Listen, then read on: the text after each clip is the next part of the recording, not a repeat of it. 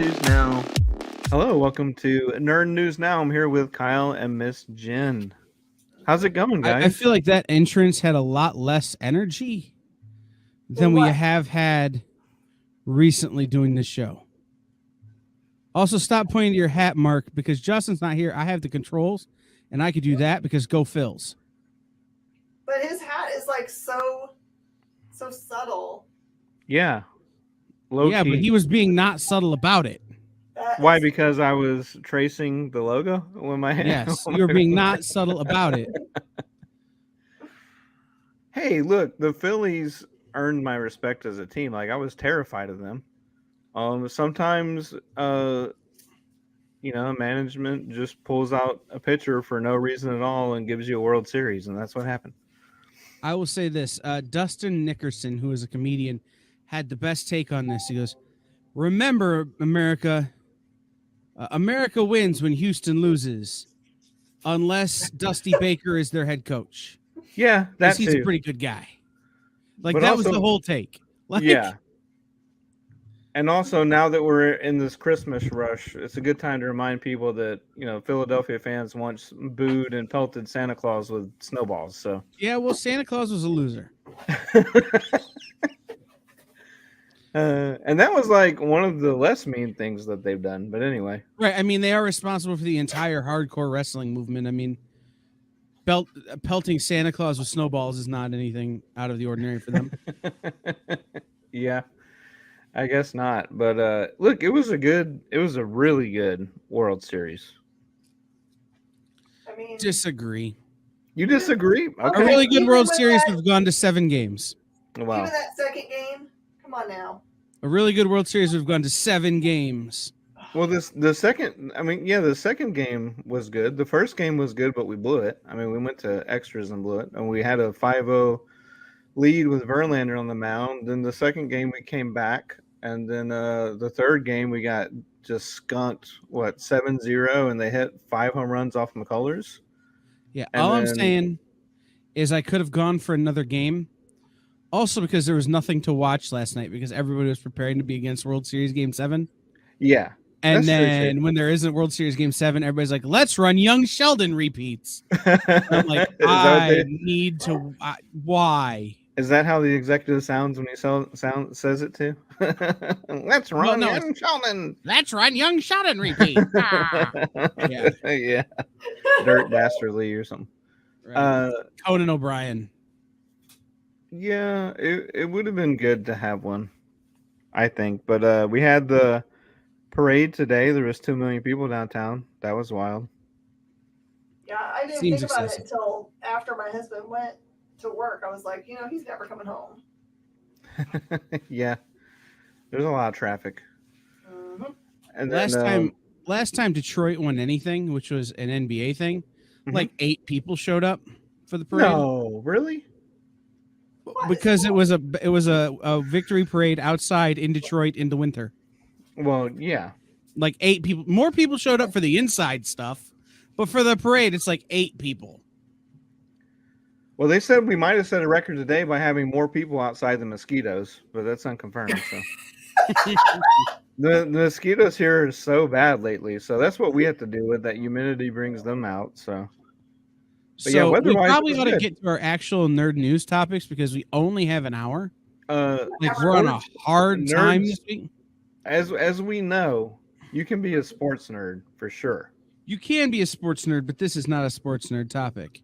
Oh, that and also you had told the group that we'd be spending the entire hour on one topic, so I'll let you lead with that. Go for it. Well, so the real topic is this is the week that DC has decided to celebrate the 30th anniversary of the death of Superman.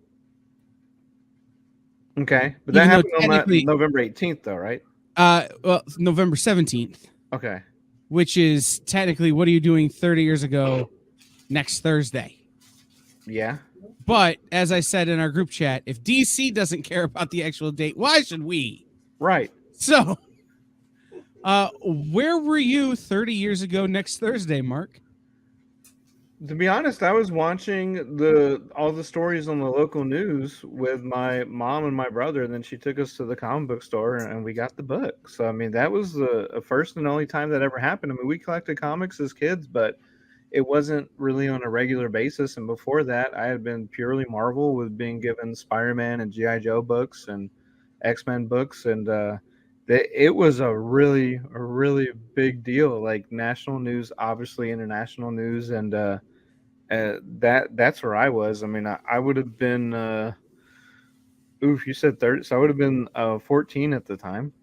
So like the prime age of getting into comics and all that. So I feel so old. Miss Jen, where were you 30 years ago next Thursday?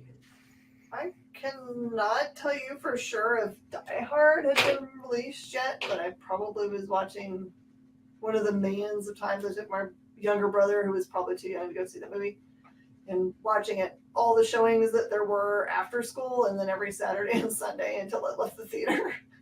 you said Die Hard, Yeah. the best That's Christmas when movie that ever. came out.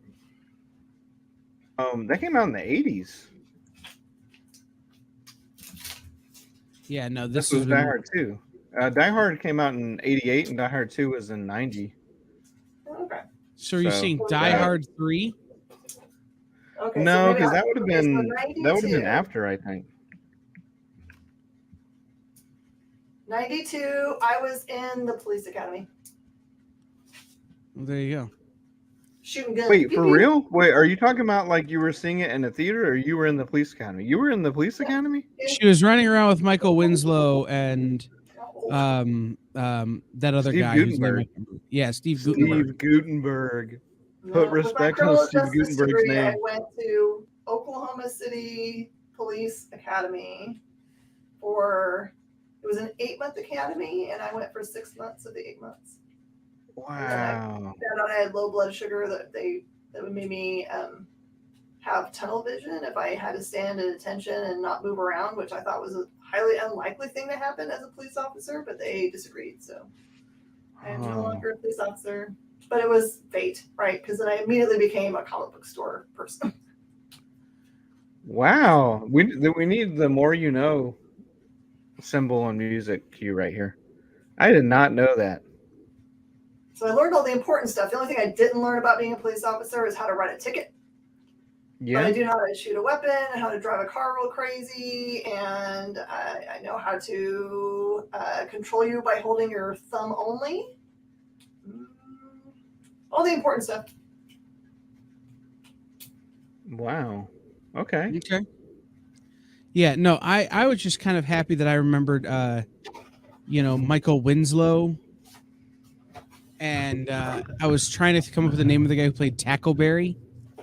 I don't remember that. I remember Bubba Smith from the Oilers was in it. David Graff was his name. David Graff. Okay. I don't even know what he did after that. I don't know what most of them did after that, other than Steve Gutenberg. Let's see. He hasn't. Let's see. Is he dead? Oh yeah, he died. Okay. He died in 2001. But the last thing I remember him being in was in Brink, the Disney Channel movie. But yeah, he was in most of those. He was in some Star Trek. He was in the Brady Bunch movies. He's on a couple episodes of Home Improvement.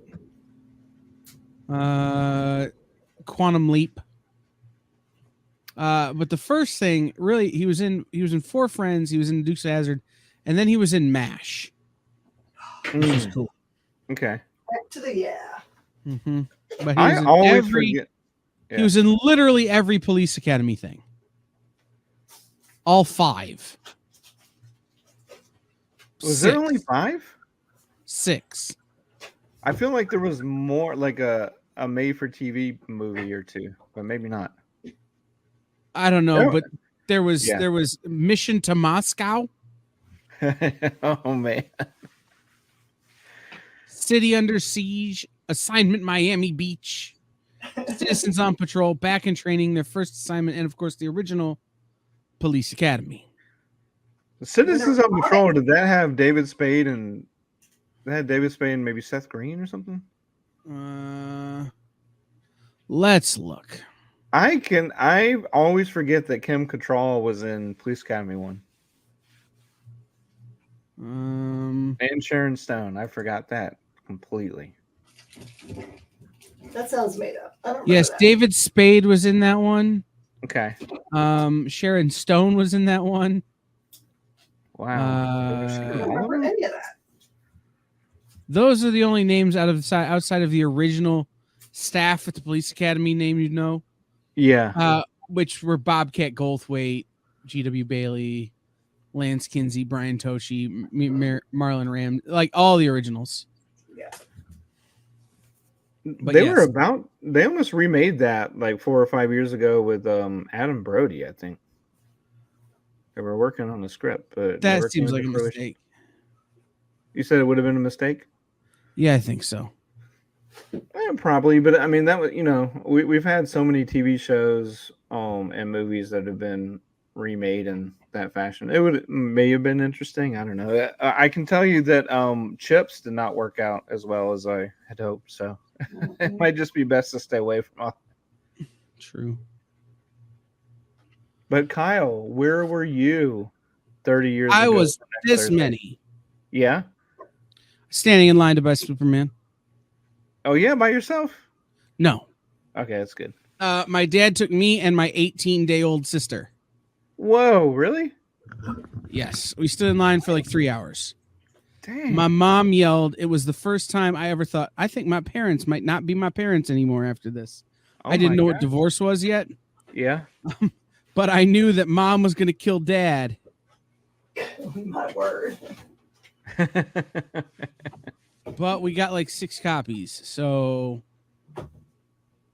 it was Great Eastern Cards and Comics. Great Eastern. I still drive by the shop, the location where the shop was. It's now a cyber cafe and e-cigarette emporium. Classy. I don't know why I laughed at that, but next to a gun range, which at the Wow. time was a car wash. wow. That area has really changed. You But never go home again, but you can always nuke a burrito there. Is that how it goes? you can never go home again, but I've been driving by this place every day of my life since I was born. So it's like watching the slow, sad change of a strip mall in Middle Ohio. You know, like at the end, it used to be a Video Connection, which was a movie rental place that went out, and then it like has been a whole bunch of other stuff. And now I think the roof is caving in. It's probably bad.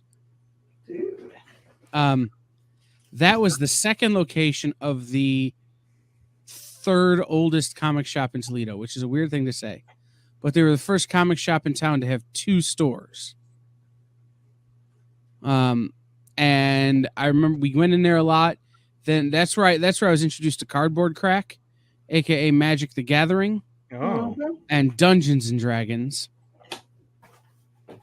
But we stopped going in there because they got busted steaming open Magic the Gathering packs Oh. No. pulling the money cards out and then sealing them back up. That's Question: did that make the news at the time, or was that just something that was word of mouth? That was something that I think was kind of a common occurrence. Okay. I just didn't know if it like now that would make the news, or at least on the like sportscollectorsdaily.com and stuff like that. But back then, I wouldn't even have known. People have always assumed that like with the going over to sports again, baseball cards and wax packs, that was always happening, or packs were glued back together. And now that controversy is sort of resurfaced again with all these secondary markets on which to buy card packs and stuff. They always say never buy loose packs, but now they can kind of disguise it as inside blasters and rewrap them in shrink wrap and stuff. So, but back then I just wouldn't know if that would even be like on the radar. I think you would almost have to know or like figure out like, oh, I didn't get the cards I was supposed to or something. So. Yeah. Well, the bigger problem is in the card market is that Topps keeps mislabeling stuff. Mm. Like look, there's a whole, like, if we want to get into that, that's another whole hour kind of conversation. about the things that are wrong with the card market these days, Yeah. especially sports cards. The thing I remember about sports cards 30 years ago, when I started in the industry, kind of working after graduate school or between classes in graduate school, I go and open up packs and make and collate sets for a sports card shop that was near my graduate school. But that he was like a totally legit dude. He didn't do anything bad. But I remember them playing this weird game where they would like say a dude would walk in, stand across the counter, and he'd be like, "All right, I'm ready to play." And I was like, "Play what?" And they would literally say, "Okay, highest number jersey," and the owner would open a pack, and the guy would open a pack, and then whichever pack had the highest number jersey, then that person paid for both packs or something like. Anyway, Pack Wars. That's Pack Wars. Is that We used to pack War Magic the Gathering all the time. Yeah, that's Pack Wars. People do that online now. That with all the high end product now, they do box wars where it's like they'll put up like hundreds of dollars per box, and whoever has the lowest serial number card out of a box, like they hold the top position, and then the other people that have bought in, you can like knock them out, and whoever ends up with the lowest serial number card, they win like the whole freaking case of cards. So it's a big gamble, but it can be a big payoff too. We used to pack war just single packs, like whoever pulled the rare won both packs. Yeah, I like that. That at least gives you an opportunity to not cry a lot or lose money. Yeah. But no, there's a lot of stuff happening in the card market now that's just, it's such a bummer. I don't even really want to get into it. Okay. But I will tell you this much. Well, let's just talk about the uplifting death of Superman. Well, no, I will tell you this much. Topps sent out a pack with signed cards in it, where they had Manny Machado cards labeled as some other dude. No. Every Manny Machado card had some other guy's name on it. That is bad. But it's clearly his signature. And it's not like it's a misprint. It was they literally sorted them wrong. Wow. Yeah. Yeah, that's pretty bad. Yeah. You want to keep with the sad, or should we move on to other things? Well, I mean, I want you to be able to fully, get, if you want to talk more about Superman. I do remember how big of a deal it was, and it being, it's very rare that comics makes the news for any extended a period of time like that. And I do remember where I was, and just I also remember the name of the shop was Comics and Collectibles in Conroe, Texas. I can't remember what stores it's turned into since, but I think maybe like a beauty supply store. But it wasn't. I thought that place was still there. Is it? I don't think it's still there. If it was, it moved elsewhere, but it's not at the spot it was for sure, and not under that ownership anyway. You talking about the one that was on the loop? Yeah. I don't know why. Maybe it did move, but I'm pretty sure the place itself exists. Well, there's another one called Comics and Cards. So Comics and Collectibles and Comics and Cards, pretty similar.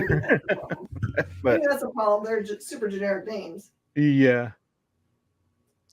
It's just that this is, so this is 30 years from the, maybe the biggest event to ever hit our industry. Like, I can't think of another event that rivaled this one in terms of its importance ever. Like a big one that's been within the time that I've owned a store has probably been the midnight release of Star Wars. People actually showed up to that, but not wrapped around the store. But that was compared to this one where people who weren't even into the business, weren't even in the comics, were showing up trying to buy their kids' college fund worth of comics. I don't think anything has ever rivaled it, or I don't know that anything ever will. Maybe no. I remember when they had the death of Captain America. It had a couple quick blurbs on the news, but nothing to the extent of a public outcrying and outpour. I mean, what weren't people putting flowers on? Wasn't there a Superman statue somewhere people were going to and putting flowers down on and stuff like that? I mean, nothing. I'm with Kyle as far as like, yeah, I don't remember anything to that extent where it was like people who had no interest in comics were like talking about it or being forced to listen to it rather. But yeah, it was huge, and I don't think any of these kind of and that's also, it was a rather long event. Like obviously he came back, but you just had the whole like emergence of Steel and Superboy and like the four Supermen and what's going on here and all that. And it was like I think it was also a well played out, well planned, well marketed event as well. And now we've kind of, being longtime comic book fans, we've just seen it all. But that was for the first time for me anyway that something like that had happened. And now it's just like universe reset every 2 years. Okay. But that was like something that actually mattered, and it was a big deal. So do you think the difference is that up until that point, really, when something happened in a comic book, it largely kind of stuck? The advent of having complete resets hadn't been normalized. So people really kind of believed this was going to be like the real deal. Like this is the last time we're seeing Superman in a comic book. I think for me, I wasn't old enough to realize, oh, this is a great cash grab.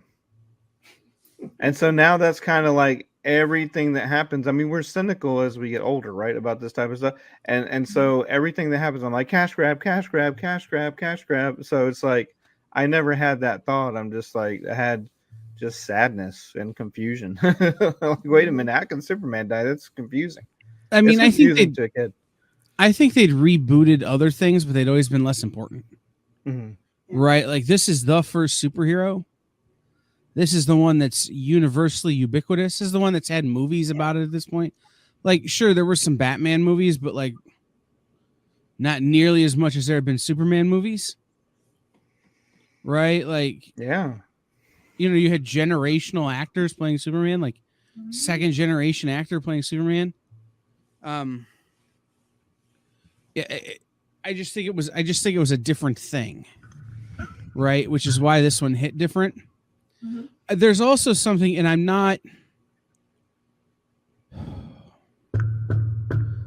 knocking on wood, whatever I can knock on here. It's ironic what's happening in the industry leading up to the 30th anniversary compared to what was happening in the industry leading up to the original. Yeah. And my hope is that we've all learned our lesson from the first time and we won't make the same mistakes we made coming out of this one. Yeah. I'm also thinking to myself, maybe you guys can help me think through this. Was it the first time that we'd had a book that they pre-told us what was going down in it, why it was important, and like it was spoiler filled in that way, but that people still wanted it?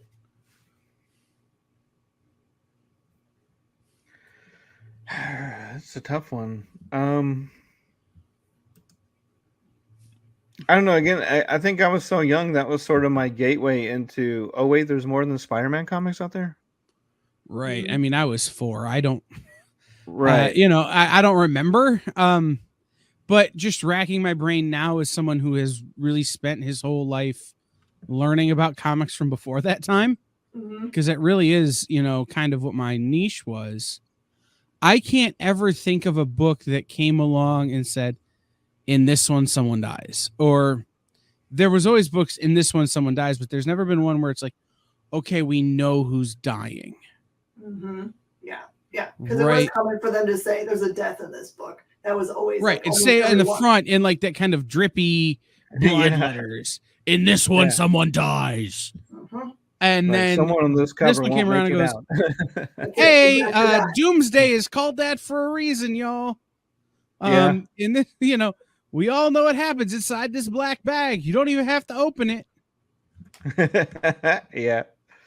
Now this time they're saying to us that there's a new character that comes out of this series, and that it ties into the storyline that's going forward in Action Comics, which brings Jonathan in. And I don't. Was that solicited, or did he just drop that on the show? I don't care. I'm so happy to know it.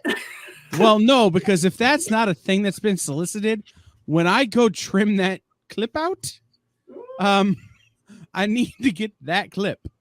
Yes, you do. As I head over to look at the solicitations. The only thing I can think of, and this was before I was even knew DC existed. Really was, I mean, what was the marketing like for, like all the Crisis stuff for DC? I don't know because that was just ahead of my time. Like I Okay. kind of mark this event as being just ahead of me really paying attention to comic books. Okay. I mean, I knew that the event happened, but I didn't participate. I jumped in after, but it was kind of like the heads up to be like, there's more than just a few people that are interested in such a thing. Right. Or that would be the only other thing I can think of, just because it had the death of important characters. But I wasn't paying attention to know how that was marketed. So yeah, because it wasn't just like one, and they didn't do it at the beginning really either. They left it right. to, was that like number 7 and number 8 had 2 major deaths. Boom, boom, right in the gut. Yeah. So just as a thing, nowhere in the solicitation does it list the name of that guy, of that new person. And on League of Comic Geeks, under listed characters that are in the book, he ain't there. Okay, well, we definitely. So Dan Jurgens may have dropped an exclusive on Miss Jen, and neither of us noticed. Well, oh wait, there it is. Found it. Okay. It's been spoiled, but only in cover names. Okay. There is a Doom Breaker cover. It is the B cover by Lee and Williams. Well, there you go. So that's going to be the first cover appearance too. Mm-hmm. But I'm happy to hear that this isn't just like they're going to bring him and have him do a book, and then thanks a lot for all your hard work. It's like he gets to move forward with a storyline and continue to write stories in it. So they're smart peoples. It's the Jim Lee cover. There's me high demand anyway. Yeah. So no, that was kind of what I wanted to talk about. Like, was just the whole, we're celebrating this thing, and it really is kind of a big cornerstone thing for all of us. Like in terms of, the way the business functions now, the reason we're in the business. Standing in line for 3 hours to buy a comic book certainly says a lot about the kind of traumatic person I am now. Like the fact that was what my dad thought I should be doing that day. Indicative of some things. I mean, it's not the only super important thing that happened 30 years ago. That's like the birth of a lot of the industry. Image was born. There's a lot of stuff that went down. A lot of big changes. That would probably felt like, I wonder if it felt like a lot of hope and change, or if it felt like the way we kind of feel now is like, we're not real sure what's going on. We hope that it's good. Well, I mean, we're, and I'm going to reference things that maybe only Miss Jen will understand. And like, I don't know if any of our viewers will, but the part of the timeline we're at right now, 30 years ago, is it's after Neil Gaiman's Tulip speech, but before Neil Gaiman was right about the Tulip speech. And we have this super high point in the industry where everything happens, but it became very clear that the industry hadn't reached an equilibrium. And then it did, and a lot of people ceased to be in the industry. And, the industry has come back.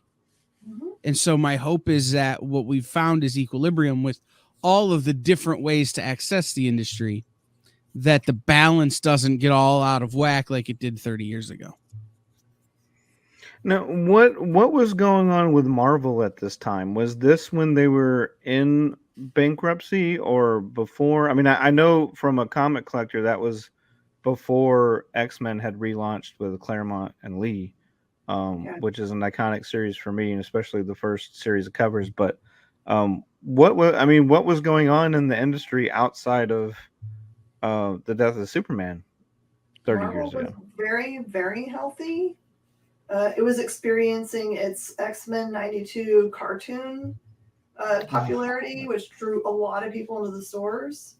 We didn't see the weirdness of Marvel becoming, declaring bankruptcy until 1996, and that was largely driven, in my opinion, by them entering the distributor market with Heroes World. I think they took on something that they didn't need to.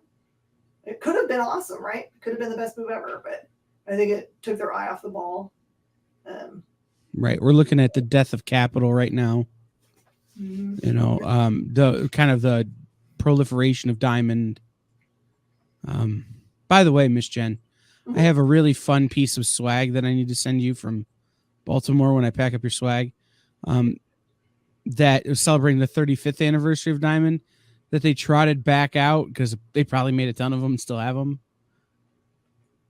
But this is the 40th anniversary of Diamond.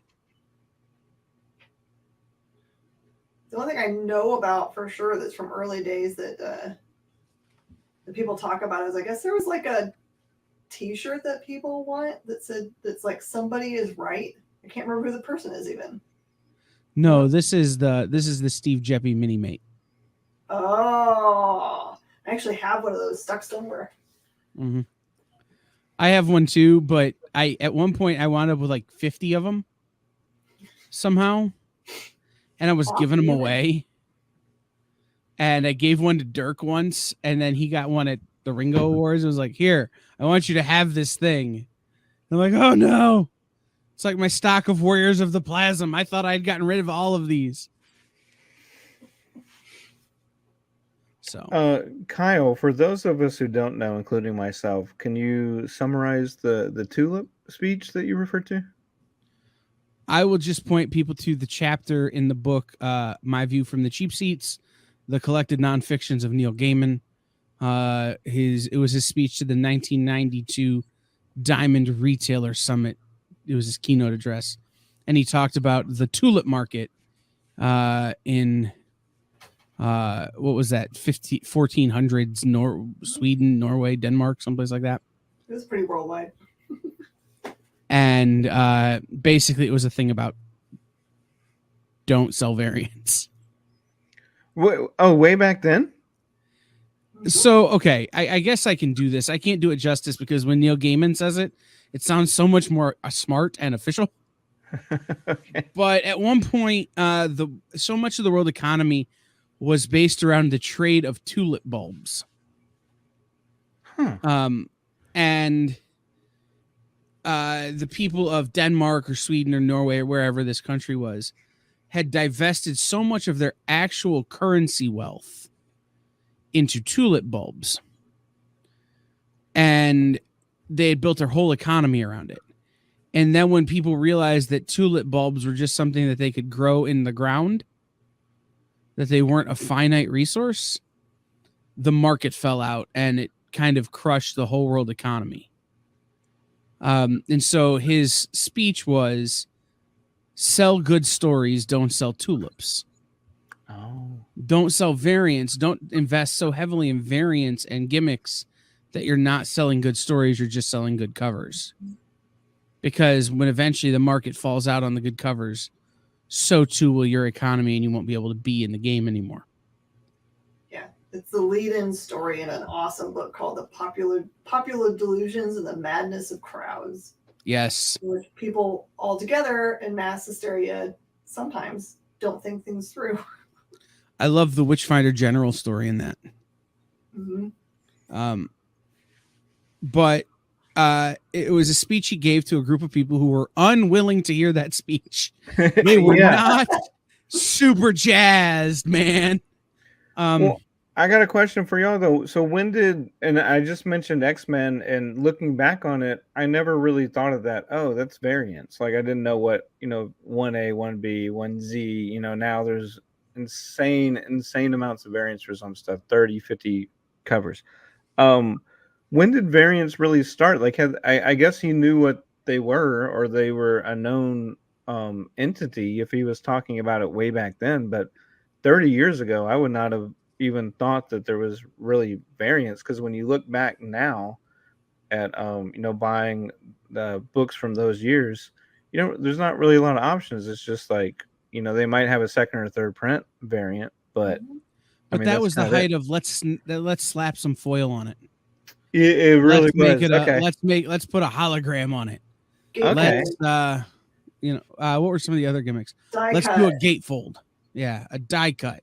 Hologram. Yeah, like I guess Thermocolor never really took off, huh? I like what's funny is like a couple years back, I found like a 3-pack at Dave and Buster's, and it had an Image comic. It might have been Rob Liefeld, but it was like something like Blood Strike or Bloodsport or something, and like it Blood Strike was changes. one of them. It changes based on if you touch it. Like Was you it the see was it the Blood Strike cover where he totally ripped off New Mutants 98? I can't remember what the His picture was. I just Blood knew it was Strike like 1. if you warm it up, it turns. Mm. You see the blood stains or whatever. The cover of Probably. Blood Strike 1 is New Mutants 98. It's Okay. the exact same art. He literally just changed the colors and the face a little bit. Like Rob Liefeld stealing from himself. That whole technology reminds me, and this would be, you may not remember this, Kyle, but maybe Miss Jen will. Miss Jen, do you remember the fad of hypercolor shirts, where the ones that you would wear and they would change? And now as an adult looking back, thinking as a teenager how I wanted those so much, but I was also like, that's also a phase where you're like embarrassed by the changes your body is going through. That is hilarious to me that they ever marketed a shirt like, hey, look, now people can know when you're sweating. But yeah, hypercolor. Hypercolor. I didn't remember it being called that. I thought the way I remember those shirts is that they marketed them that they would change color in the sun. Like the idea was to be outside and your white shirt would be pink. It also changed when you sweat. So Doesn't every shirt change color when you sweat? Yeah, but this one highly emphasized it. Yeah. There was like no hiding. Yeah, no, I'm super fascinated by that time in the industry, right? Like what happened 30 years ago, why comics did what they did, and why the industry changed the way it changed. And part of that, I think, is because there are a number of stores that I grew up going to who I think were so traumatized by the implosion of the market in 94, 93, 94, that they haven't changed their mentality since. And so you'd go in there and you'd be looking for small press publishers, and they're like, yeah, we don't carry those. Wow. You don't carry Boom Studios? I'm sorry, what? Like, yeah. In the old days, it would be, I would go in looking for Boom or IDW or Dark Horse, and like, no. Image, DC, or Marvel. Grr. Yeah. Really? That's funny. And now I'll go in there and look for companies that like literally only Miss Jen has, like ridiculously small pocket companies. And I'll just go into these guys and go, hey, do you have such and such by such and such? And they'll be like, no. And I'll be like, well, you're missing out because it's really awesome. And they're like, then why did you ask if you've already read it? I go, because I'm trying to prove a point, Jim. It's been 30 years. Get over it. My new goal is to have every comic book store carry God Slap. I love that book so much. It's so good. What's it called? God Slap. It literally is like slap. Slap. SLAP. Okay. There's a YouTube trailer that you should go watch. When you're done watching it, if you aren't jumping up and down in your seat and saying, how do I get all the copies of this, and when are they making the movie / manga, then you're probably not as excited as I am. But I literally jumped up in my seat when I was done. I was like, how do I order these now? No, my favorite part literally is when there's a part in the it's done as like an anime video. where the main character goes like this. He's standing in a room that the bad guy is viewing on a video screen. And this, through the video screen, translates to destroying the room and ripping this guy's skin off of his body. Wow. I was doing a show with Henri because that was some of the stuff we got at Retailer Summit and some of this other stuff. And he had a copy of it. He's like, I don't know what this book is. And I go, I got you. And I go, this is a book about keeping your pimp hand strong. And he goes, what? I go, look, if you could literally slap someone so hard their mama feels it, that is underselling the power of the slap in this book. Wow. When your parents would get angry at you, say, I'm slap you so hard, I'm gonna slap you in the next week. This guy looks at this and goes, hold my beer. I'm gonna slap you into the next millennia. Like, I'm so excited for this book. Yeah. But in other news, I think it's important that we point out that today, Kevin O'Neill, the co-creator of League of Extraordinary Gentlemen, passed away. And League of Extraordinary Gentlemen was also an incredibly important series for a lot of us.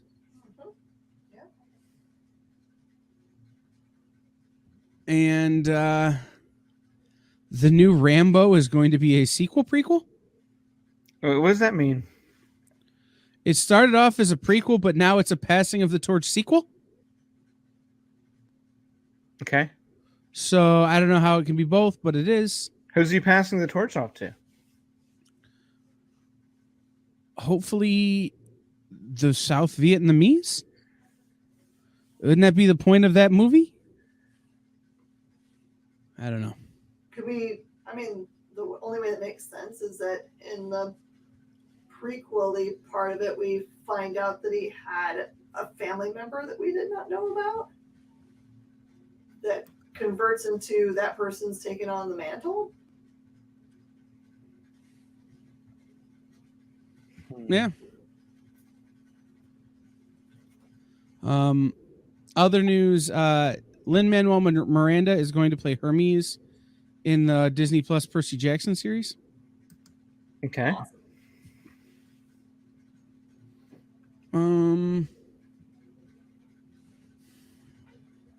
Rick Riordan was brilliant to make that series.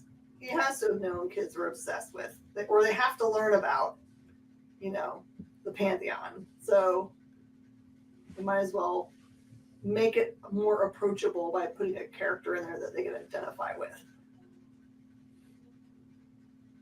That's true. All right, I have a question. I want you guys to pick now. Christmas movie of the year.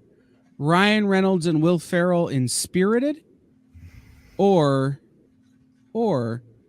a Christmas movie Christmas, or a Christmas Story Christmas, wherein the entire cast of the original Christmas Story are back, and there's a new movie written and directed by Peter Billingsley that also stars Peter Billingsley, and jokes from the basically Vince Vaughn and all his buddies.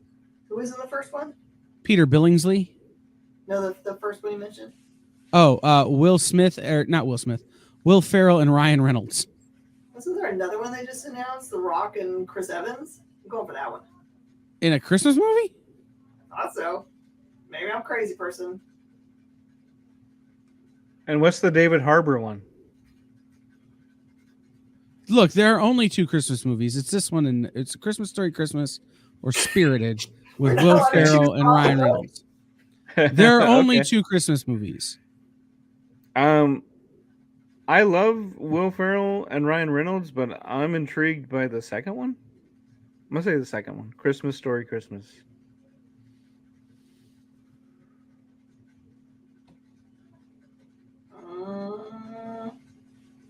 I'm Googling The Rock Christmas movie. The Rock and Chris Evans Christmas movie, Red One, first look. Dwayne The Rock Johnson and Chris Evans are teaming up for a new Christmas movie at Prime Video. That's the one. That's my vote.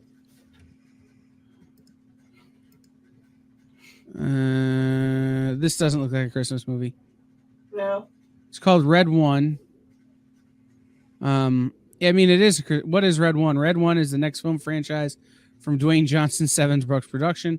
The film reunites Johnson with his two-time Jumanji director Jake Kasdan, who directs a script penned by Johnson's Fast and Furious franchise and Hobbs and Shaw writer Chris Morgan.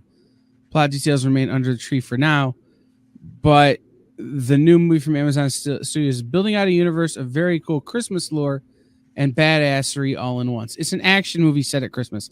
It's Jingle All the Way. It's Die Hard. I'm down for it. That's my vote. That would be difficult. So, just to confirm before I read the synopsis, are you saying that you don't count the David Harbour movie that's coming out about Christmas and at Christmas as a Christmas movie, or you didn't know that it exists?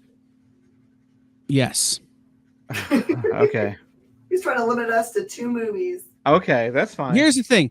Ryan Reynolds and Will Ferrell doing a musical version of A Christmas Carol. But I might be more into I might be more into David Harbour and John Leguizamo doing an action Christmas movie. Incorrect.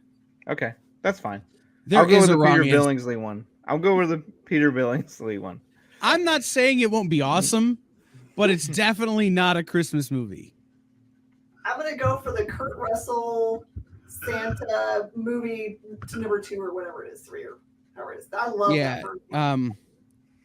What was that movie called?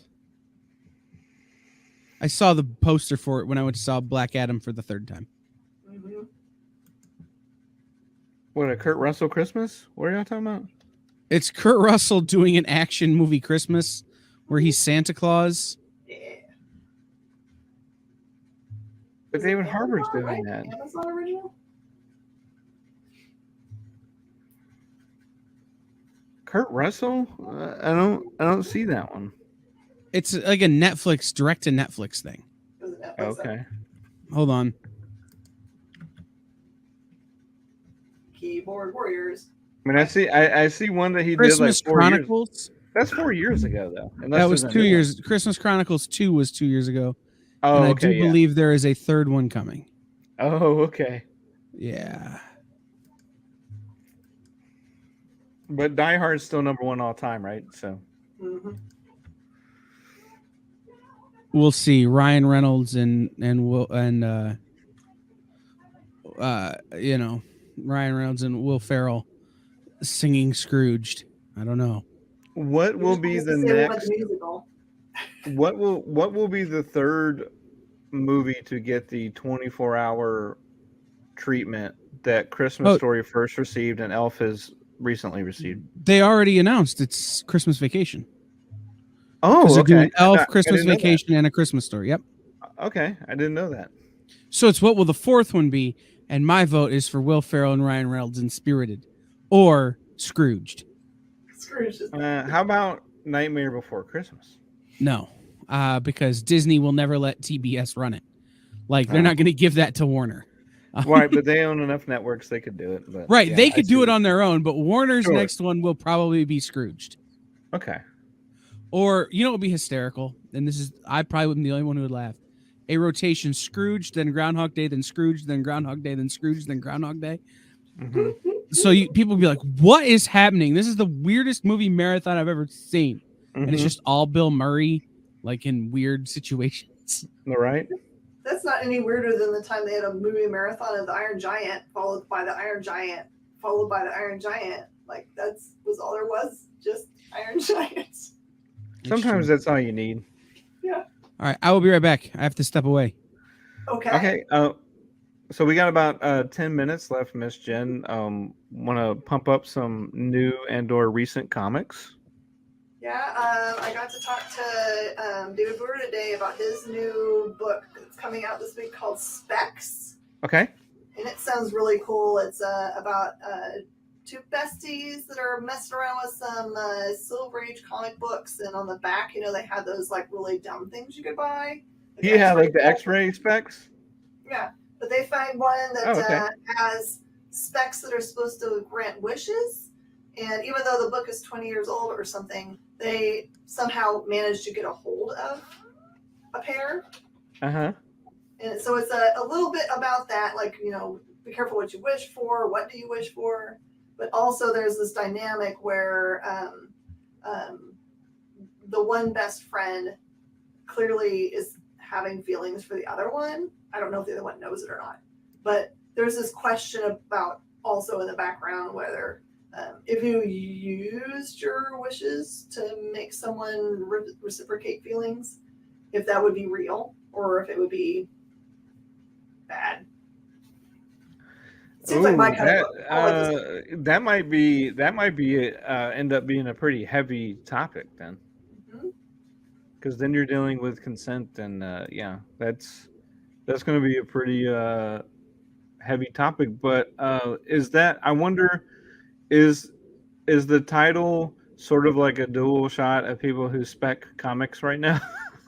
Awesome. Don't think so, but it does have a cool, like the A cover looks like a cover swipe of They Live, like it's a movie poster. Oh yeah, so it's more specs in the glasses sense, but I do remember those weird. Have either of you ever sent in for anything that was advertised inside or on the back page of a comic book? I've only ever done like the ones that was like buy seeds from us and then sell them to your neighbors, and then if you sell enough of them, you can get one of our derby prizes. I did that one. It was just like a pyramid scheme, but aimed at kids. Yeah. Made me sad, but that was life. No, but I have fallen victim to TikTok made me buy it. Oh, yeah. So I bought a skull shaver. Okay. I mean, it's a good product, but it's a good product, but like not in the back of a comic book. Yeah. I also talked to Mr. Driggins about Lord of the Jungle. He also has a book coming out from Dynamite this week that looks like it. I mean, it is, of course, Tarzan, Edgar Rice Burroughs, but he goes and looks at two distinct timeline parts for the character, stuff that hasn't been necessarily looked at before, which is kind of cool. And what else this week? I looked at all the books back there, but now I can't remember my list. So for me, like, there's a whole bunch of really kind of cool indie books that like we're gonna get to read for review this week. That makes me happy. But there's a book that I ordered, and the fact that it comes out this week has me feeling a little existential. It's from First Second Books. It's called The Accidental Tsar: The Life and Lies of Vladimir Putin. Oh my gosh. Yeah. I'm feeling a little like maybe I won't read that one for a minute.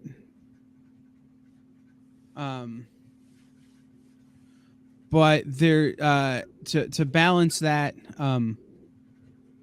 there's also from the EC Comic Artist Library, Deadly Beloved and Other Stories hardcover that I'm very excited about. The Fantagraphics is putting out. Ooh, I'm gonna have to steal a copy of this to read tomorrow, even though the kids are gonna want to read it. But from Image, there's a book called Gospel. I read the synopsis at some point. I can't remember, but it sounded really cool. Okay. Oh, so it's The Devil Comes Knocking, and Matilda and storyteller Pitt will quest for answers that threaten to tear them apart and trigger the toughest question of all: who am I? There are a couple of books like that this week from Image, ironically, that are both kind of sort of religion based. What is the other one? Hold on.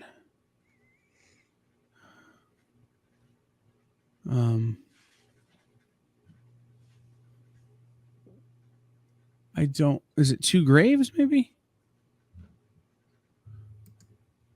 I don't remember. There's another one that's got a real religious bent to it. I'll look at the Two Graves pitch here. That's not it. No. Death and the Maiden go on a road trip. Nobody gets out alive.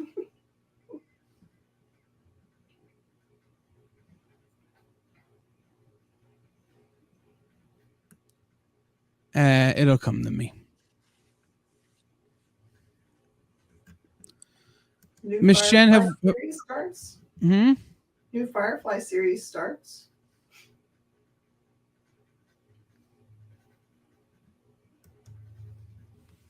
Oh, it's Soldier Stories.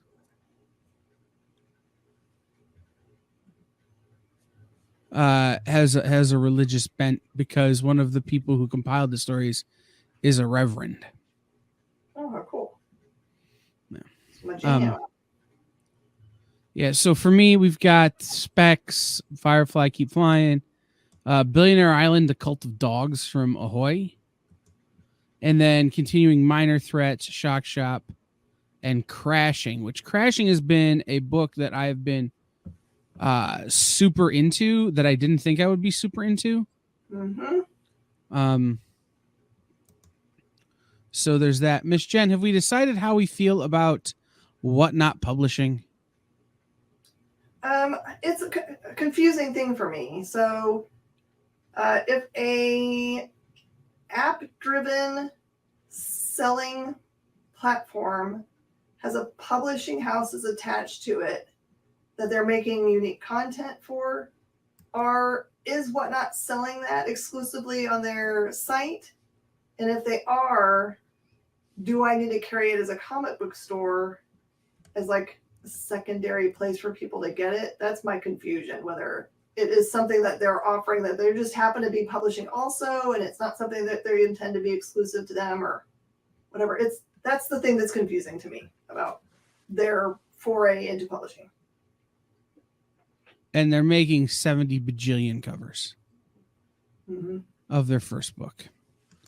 Of course, because I'm this guy, I did have to buy the Kevin Eastman variant.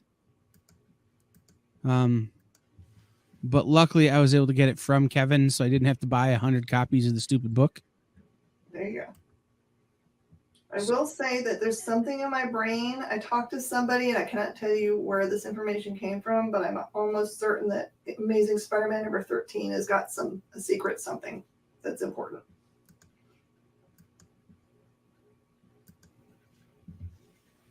Well, there you go.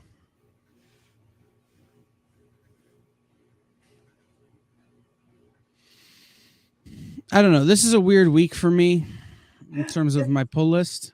It's Fantastic Four number 1 week.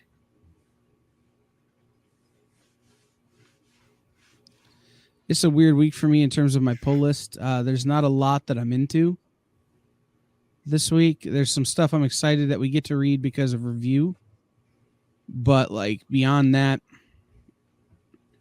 not a whole lot for me this week.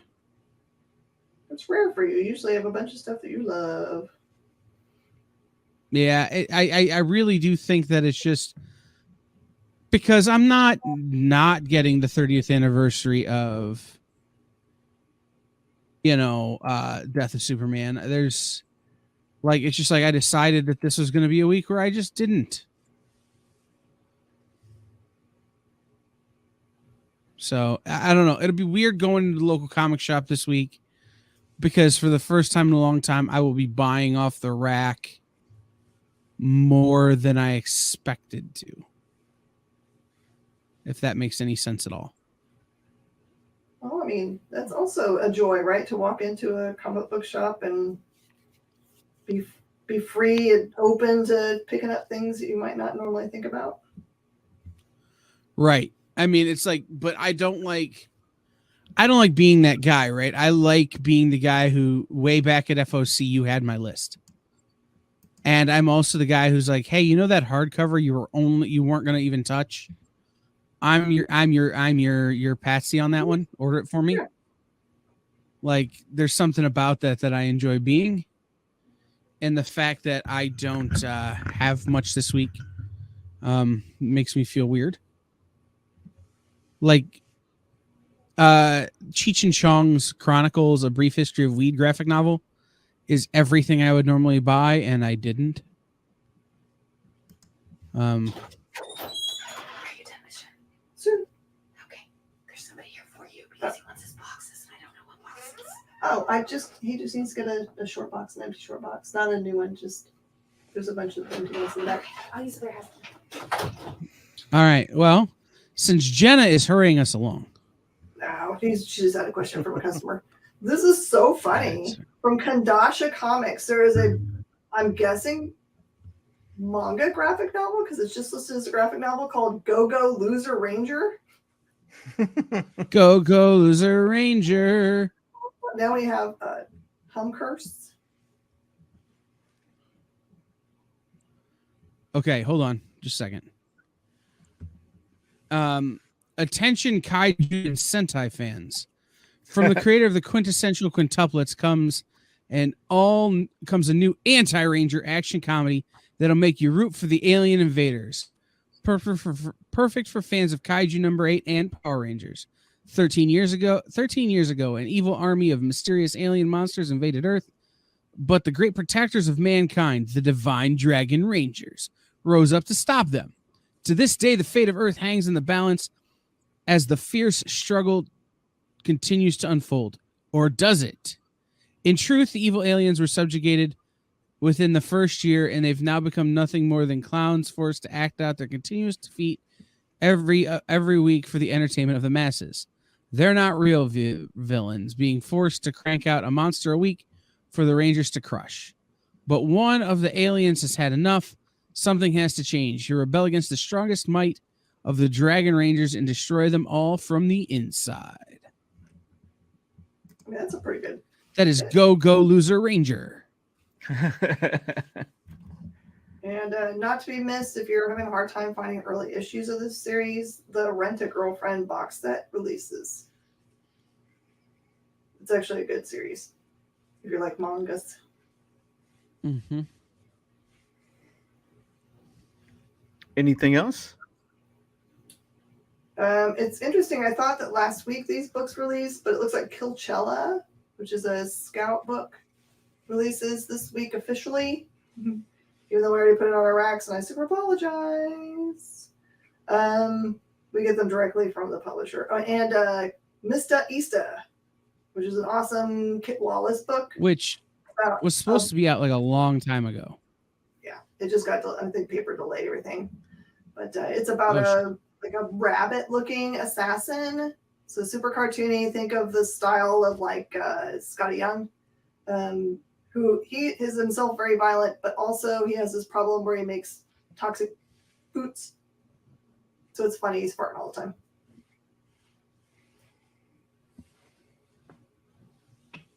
All right.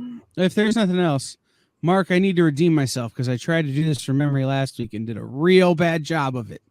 Okay, you go for it then.